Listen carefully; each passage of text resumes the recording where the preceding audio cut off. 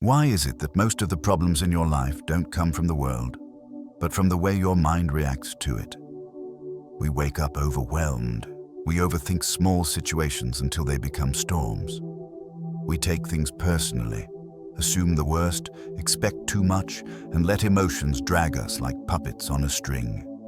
And somewhere deep inside, you know this truth. If your mind was calm, disciplined, and steady, 92% of your problems would disappear. Not because life magically gets easier, but because you stop making it harder. The Stoics understood this thousands of years ago. Marcus Aurelius wrote, "The soul becomes dyed with the color of its thoughts." Meaning, change your mind and you change your entire experience of life. Today, we're diving into 10 Stoic lessons that can fix 92% of your problems. Lessons that will reshape how you think, how you react, and how you carry yourself in a chaotic world. Take a breath. Settle in. Your mind is about to get stronger. 1. Control what you can. Release what you can't. Most of the pain you carry is not caused by life itself, but by your attempt to control things that were never yours to command. You try to control what people think, how they behave, how they respond, how fast life should move, and how perfectly situations should unfold. And every time reality refuses to cooperate with your expectations, you suffer. The Stoics called this the first and greatest division of life: what belongs to you and what does not. Epictetus wrote, "Some things are up to us, and some are not." This wasn't meant to sound profound, it was meant to set you free. Because the moment you stop trying to control the uncontrollable, your mind begins to breathe again. You can control your thoughts, your actions, your discipline, your effort, and your standards. That is your realm, your inner territory. But you cannot control the behavior of others, outcomes, timing, or the chaos of the world. And the more you cling to things outside your control, the more powerless you feel. Most suffering comes from reversing this order. People obsess over outcomes but ignore effort. They chase approval but neglect character. They try to control others yet cannot control their own impatience, impulses, or reactions. Here is the Stoic shift. When something frustrates you, pause and ask one question. Is this within my control? If the answer is yes, act with clarity and strength. If the answer is no, release it without guilt, without resistance, and without replaying it in your mind. Letting go is not surrender. It is choosing your battles wisely. It is withdrawing energy from what drains you and investing it into what builds you. It is refusing to fight wars that cannot be won. Master this distinction, and the world may stay chaotic, but your mind will not. 2. Your emotions are your responsibility. Most people believe emotions happen to them, as if anger, fear, or insecurity are intruders that break into the mind without permission. But the truth is far less comfortable. Emotions don't appear out of nowhere. They are created by the meaning you attach to events. And once you understand that, you realize something powerful. Your emotions are not accidents. They are your responsibility. Marcus Aurelius wrote, "You have power over your mind, not outside events." Realize this, and you will find strength. He wasn't telling you to suppress emotions. He was teaching you to stop being controlled by them. Someone insults you, someone ignores you, someone disappoints you. The emotion is not in the event. It's in your interpretation of it. That's why two people can face the same situation and feel completely different things. One panics, one stays calm. The difference isn't luck, it's training. Modern life conditions you to react instantly, loudly, impulsively. But Stoicism trains you to insert a sacred pause between what happens and what you feel. That small pause is where your freedom lives. Before you react, do this. Pause, breathe, label the emotion. I am angry, I am anxious, I am hurt. By naming it, you separate yourself from it. What you can observe, you can control. Then ask, what story am I telling myself right now? Because emotions often come from stories, assumptions, interpretations, imagined threats, and memories you haven't healed. Taking responsibility for your emotions doesn't mean pretending everything is fine. It means refusing to let your inner state be hijacked by every careless comment or unpredictable situation around you. When you take ownership of your emotions, people lose their ability to manipulate you. The world loses its power to throw you off balance. You stop being a prisoner of impulses and become the conductor of your own mind. This is how you build emotional strength, not by avoiding feelings, but by mastering the meaning behind them. 3. Expectations are the root of suffering. If you trace most of your disappointments back to their source, you will find one thing sitting at the center: expectations, not reality, not the situation, not the person, but the story you told yourself about how things should be. You expect people to treat you the way you treat them. You expect loyalty from those who haven't even mastered honesty. You expect effort from people who are committed to convenience. You expect life to reward your kindness, your patience, your hard work immediately and fairly. And when it doesn't, you feel betrayed. Not because reality failed you, but because expectation blinded you. The Stoics warned about this long before modern psychology confirmed it. Seneca wrote, "Expectations are the greatest source of misery." He didn't mean you should stop caring. He meant you should stop assuming the world will bend to your emotional scripts. People will disappoint you, life will surprise you, plans will break, timing will shift. You can resist this truth and suffer, or you can accept it and become unshakable. Expectation says they should behave like this. Reality says people behave according to their nature, not your hopes. Expectation says my life should be further along. Reality says you're exactly where your choices, habits, and discipline have placed you. Expectation ties your peace to external conditions. Acceptance brings your peace back home, to yourself. Here is the Stoic shift. Replace expectation with observation. Instead of "I expect," say "I'll see." Instead of "they should," say "let me watch who they really are." Instead of "life owes me," say "I owe myself effort and clarity." When you release expectations, you unlock freedom. You stop being devastated by what people fail to do and start seeing clearly who they are. You stop fighting reality and start working with it. Most suffering fades the moment you stop demanding the world act according to your script and start meeting it as it is. 4. Discomfort is your training ground. Modern life teaches you to chase comfort as if comfort is the reward for existing. Soft beds, easy routines, instant gratification, quick answers, low effort, everything designed to protect you from even the slightest inconvenience. But here's the truth the Stoics understood. Comfort doesn't make you stronger. Discomfort does. Seneca practiced voluntary hardship, sleeping on hard surfaces, fasting, walking in the cold.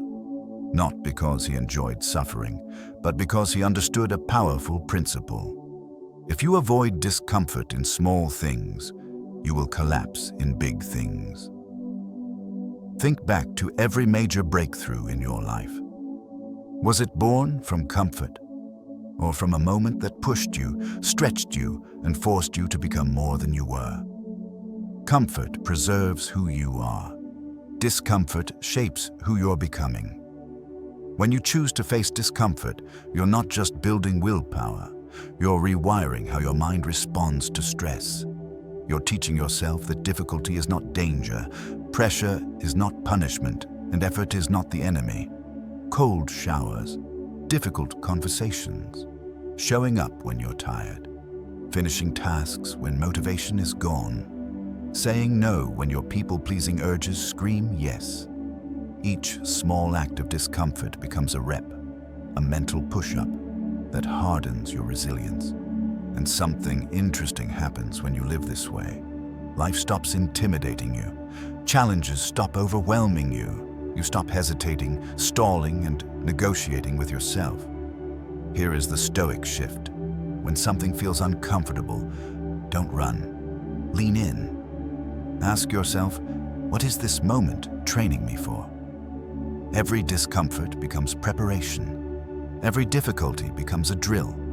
Every inconvenience becomes a sharpening stone. Most people wait for confidence before taking action. Stoics take action to build confidence.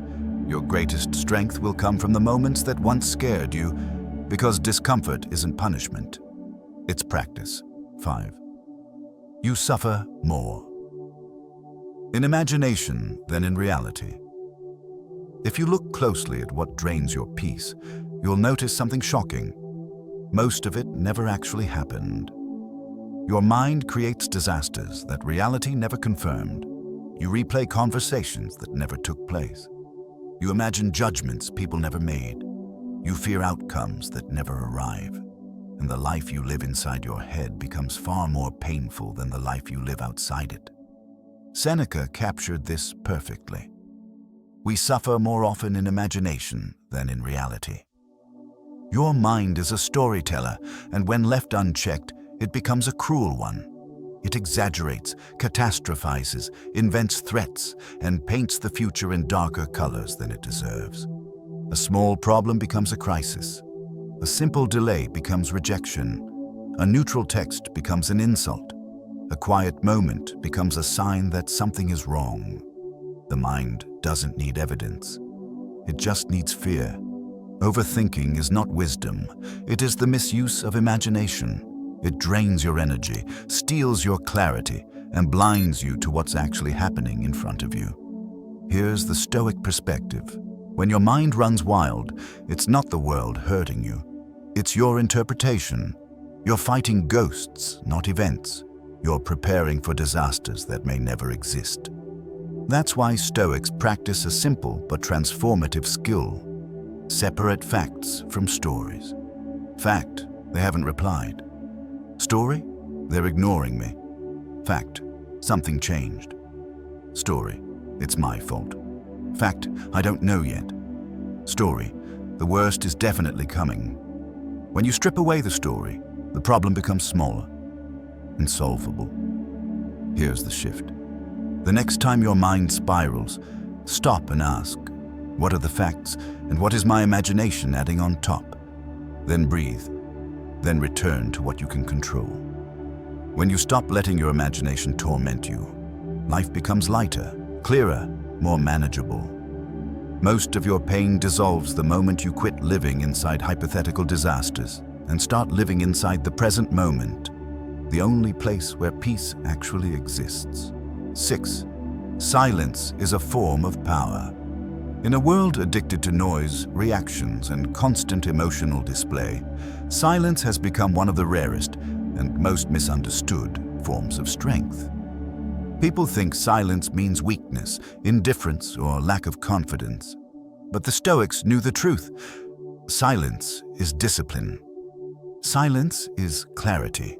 Silence is control. When someone disrespects you, they expect you to explode. When someone provokes you, they expect you to react. When someone gossips about you, they expect you to defend yourself loudly. But when you respond with composed silence, something unexpected happens. The power shifts. Marcus Aurelius wrote, "The best answer to anger is silence." Why? Because silence forces the other person to face themselves. It exposes their insecurity, their behavior, their intentions. Your silence becomes a mirror they can't escape. Noise is emotional spending. Silence is emotional saving. Most people speak to fill discomfort. Stoics stay silent to understand it. Silence buys you time to see the truth beneath the surface. Your own emotions, their motives, the situation's reality, and the best course of action. Silence also protects your dignity. Arguments fueled by ego rarely lead anywhere. Emotional reactions often reveal more than you want to expose. But silence? It keeps your boundaries firm without wasting energy. Here's the shift.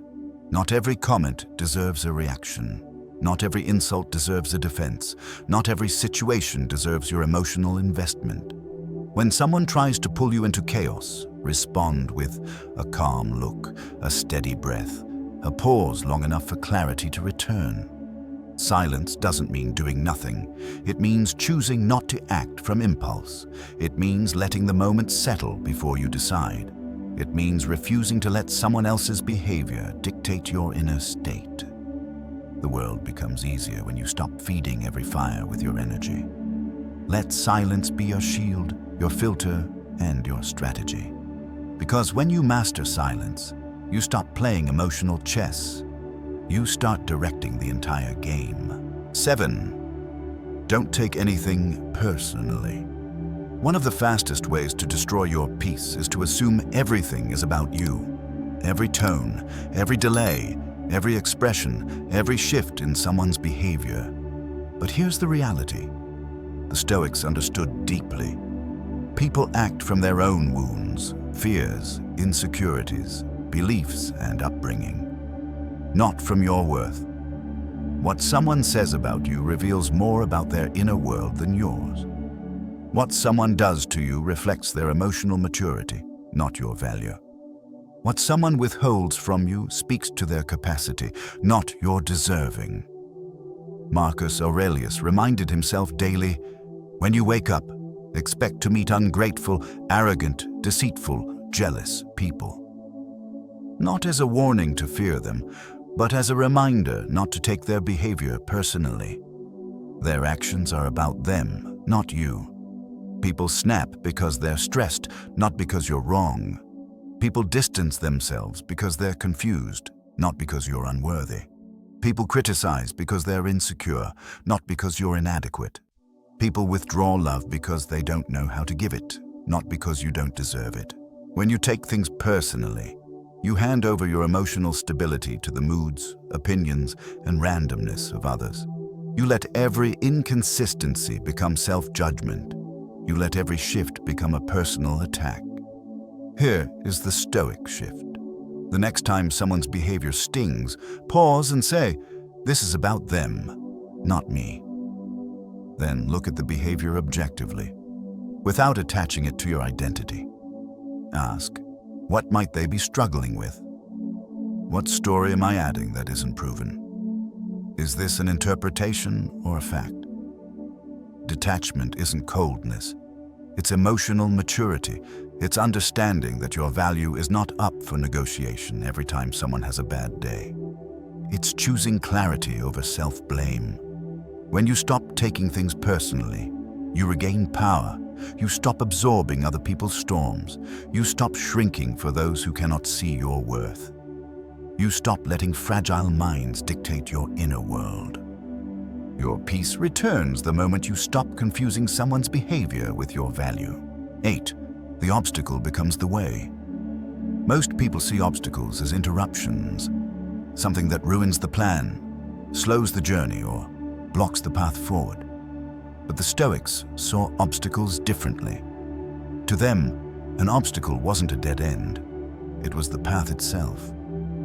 Marcus Aurelius wrote, "The impediment to action advances action. What stands in the way becomes the way." In other words, the thing you're trying to avoid is the very thing designed to strengthen you. You want confidence? Life sends you situations that force you to speak up. You want patience? Life gives you delays and waiting rooms. You want emotional strength. Life places people in your path who test your boundaries. You want discipline? Life hands you days where motivation disappears. Every struggle you face is a training session tailored for your growth. Consider how muscles grow, not by comfort, but by resistance. The weight that feels heavy today becomes manageable tomorrow because you pushed against it. The same is true with your mind, your character, and your spirit. When something goes wrong, most people say, "Why is this happening to me?" Stoics say, "What is this moment trying to teach me?" Or, "How can this make me stronger?" This shift changes everything. Obstacles stop feeling like punishments and start feeling like invitations. Invitations to elevate, adapt, and rise. A rejection pushes you toward a better alignment. A failure redirects you to a smarter approach. A setback exposes weaknesses you need to strengthen. A closed door saves you from a path that wasn't meant for you. When you resist obstacles, you suffer. When you work with them, you grow. Here's the practice. Every time something blocks your way, pause and ask, if this is the way, what is my next step? Not in theory, in action. Take the smallest possible step forward, even if it's uncomfortable, imperfect, or slow. That single step turns resistance into momentum. Life isn't trying to stop you. Life is shaping you. The obstacle is not the enemy. The obstacle is the lesson, and the lesson is the way forward. 9. Live with the awareness of death, memento mori. People waste years as if they have centuries left. They postpone goals, ignore passions, stay in draining relationships, tolerate disrespect, and delay their own growth, all because they believe there will always be more time. But the Stoics taught the opposite. Remembering that you will die is what teaches you how to live. Memento mori. Remember you must die wasn't meant to scare you. It was meant to wake you up. Marcus Aurelius reminded himself every morning that death is not a distant event. It walks beside us daily. This wasn't morbid. It was liberating. When you truly understand that your time is finite, priorities shift instantly. You stop arguing over meaningless things. You stop apologizing for being yourself. You stop saying, someday. You stop trying to please everyone. You stop living on autopilot, and you start focusing on what actually matters. Your growth, your peace, your purpose, your relationships, your integrity. Awareness of death brings urgency. Not panic, but clarity. It strips away illusions, excuses, and unnecessary fears. Suddenly, the opinions you fear don't matter. The risks you avoid seem smaller. The dreams you delayed feel urgent. The love you held back becomes something you want to share. Here's the Stoic practice. Ask yourself each morning, if today was my last day, what would I regret not doing? Then take one small action toward that thing. Today, not tomorrow. And ask yourself each night, did I live in a way that honors the limited time I have? If the answer is no, adjust. If the answer is yes, sleep with peace. Death doesn't take life from you. It gives life value. When you live with the awareness of death, you stop drifting and start living deliberately.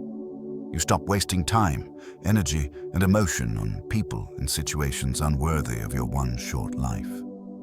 Remembering death is not about fearing the end. It's about finally beginning to live fully, honestly, and fearlessly. 10. Character over approval. Most people spend their lives chasing acceptance, shaping themselves to fit expectations, softening their edges to avoid judgment, and trading authenticity for validation. But the Stoics warned about this. The moment you depend on approval, you lose control of your life. Your value becomes negotiable, your identity becomes fragile, your peace becomes vulnerable to every opinion around you. Character is different. Character is the part of you that doesn't shift with external noise. Character is integrity, discipline, honesty, self-respect, and alignment between what you say and what you do. Character is who you are when no one is watching, and who you remain even if no one approves. Marcus Aurelius wrote, "If it is not right, do not do it. If it is not true, do not say it." He didn't say, "If it makes people like you." He said, "Live by inner standards, not external applause." Approval is temporary and unpredictable. One day they praise you, the next they criticize you. One moment they cheer, the next they disappear. And if your identity is tied to that instability, you will never know peace. Character, on the other hand, is something no one can take from you. When you choose character over approval, you stop explaining yourself to be understood. You stop bending your boundaries to be accepted. You stop shrinking to make others comfortable. You stop letting moods, gossip, and opinions dictate how you feel. Here is the Stoic shift. Live in a way that you respect. Make decisions based on principles, not popularity. Do what is right, not what is easy. Say what is true, not what is convenient. Ask yourself daily, if no one knew about this decision, would I still make it? If the answer is yes, your integrity is intact. Approval feels good for a moment. Character feels right forever. Approval feeds the ego. Character strengthens the soul. Approval is fragile. Character is unbreakable. The world doesn't need a version of you shaped by fear. It needs the version shaped by values. When you stop chasing approval and start choosing character, you reclaim your freedom and finally become the kind of person you're proud to live with. When you step back and look at these 10 lessons together, a pattern becomes clear. Your life doesn't transform when the world changes. It transforms when you change. When your mind stops reacting, stops expecting, stops fearing, stops rushing, stops overthinking, stops seeking approval. 92% of your problems dissolve on their own. Not because life becomes easier, but because you finally stop creating extra suffering on top of what life already brings. That is the heart of Stoicism, the quiet, steady mastery of your inner world. Think about what you've just learned. You become stronger the moment you release what you can't control. You become calmer the moment you take responsibility for your emotions. You become freer the moment you stop expecting the world to follow your script. You become braver when you embrace discomfort instead of running from it. You become lighter when you stop fighting imaginary battles in your mind. You become wiser when silence replaces emotional reactions. You become unshakable when you no longer take things personally. You become unstoppable when obstacles become your fuel instead of your excuse. You become intentional when you live with the awareness that time is limited. And you become whole, truly whole, when character matters more to you than approval. If you practiced just one of these lessons, your life would begin to shift. If you practiced 3, the shift would be obvious. But if you practiced all 10, your entire identity would evolve. You would move through life with clarity, steadiness, and emotional strength, the kind of strength that others feel the moment you enter a room. So here's your challenge. Choose one lesson from this video and apply it today. Not tomorrow. Not when life slows down. Today. Before the mind finds an excuse to delay your growth. And before you go, let me ask you this. Which lesson hit you the hardest? Comment it below so others can learn from your insight too. If this video served you, share it with someone who needs these truths, and make sure to subscribe. We're building a community of people who want strength, clarity, discipline, and peace in a chaotic world. Until next time, remember this. Master your mind, and the rest of your life will follow.